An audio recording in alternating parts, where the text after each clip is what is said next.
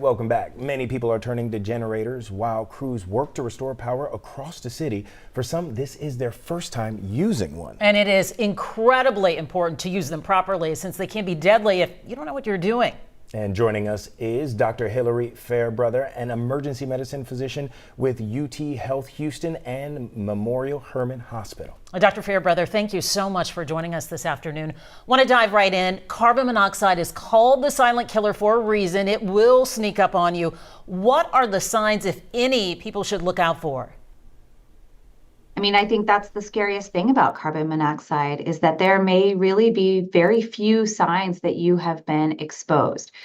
The most common signs and symptoms would include headache, shortness of breath, chest pain, dizziness, a general feeling of not feeling well or passing out or being unconscious. And it is odorless and tasteless, correct? You wouldn't even know that it's in the air.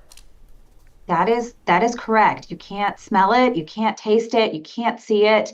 It diffuses, it gets right through your walls.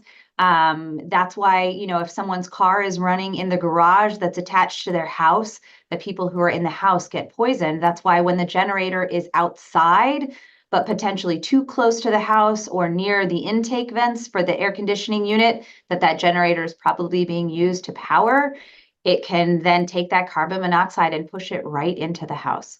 And doctor, that's why carbon monoxide detectors are so important. And if someone has one and it starts to go off, exactly how long do they have to evacuate and get out of their home? If a carbon monoxide alarm starts alarming, I would get out of the house immediately, certainly making sure that any elderly people or children are out of the house immediately. I think it's kind of human nature to be like, oh, I have some time, I'm going to grab some things. But, this isn't a house fire. Your stuff's not going up in flames. I would get out of the house immediately and know that, you really need to make sure that you're not being exposed to a dangerous level of carbon monoxide, particularly if you are running a generator that is powering items in your household at this time.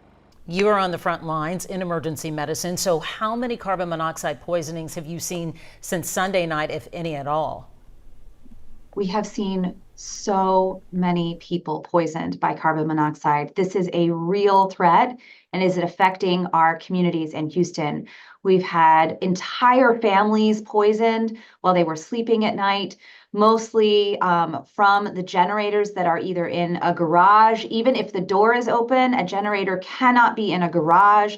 Generators in covered patios attached to the house, generators too close to air conditioning units that are then taking that carbon monoxide from the generator and pushing it into the house.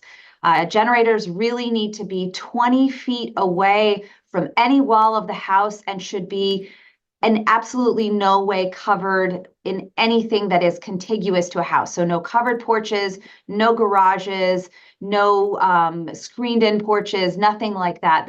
The generator really needs to be outside and fully ventilated and far away from your home. A matter of life and death. Finally, to wrap things up, what are 3 key tips people should know about using your generators? So number 1, get it away from your house so it doesn't poison you. Number 2, make sure you know where any air intake vents are for your house. So even if it's far away from a wall of your house, you really want it far away from your air conditioning unit.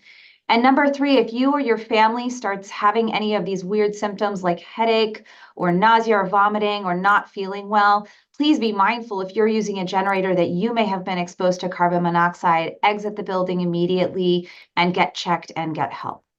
Doctor, real quick, because this is so concerning, just want to double check. Have we had anyone die from carbon monoxide poisoning that you're aware of since landfall with the storm?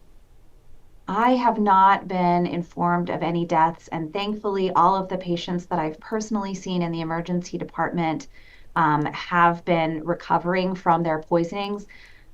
So I have not been aware of any deaths this storm season, but I have to say I would not be surprised with the number of people that we are seeing who are sick and poisoned. I would not be surprised if we have lost someone in Houston at this point in time. Well, we certainly hope not. This is why this interview, getting this information out there, is so very important to provide these reminders. We thank you for your time. And folks, we'll be sure to have this interview and more tips for you all at khou.com. Doctor, thank you.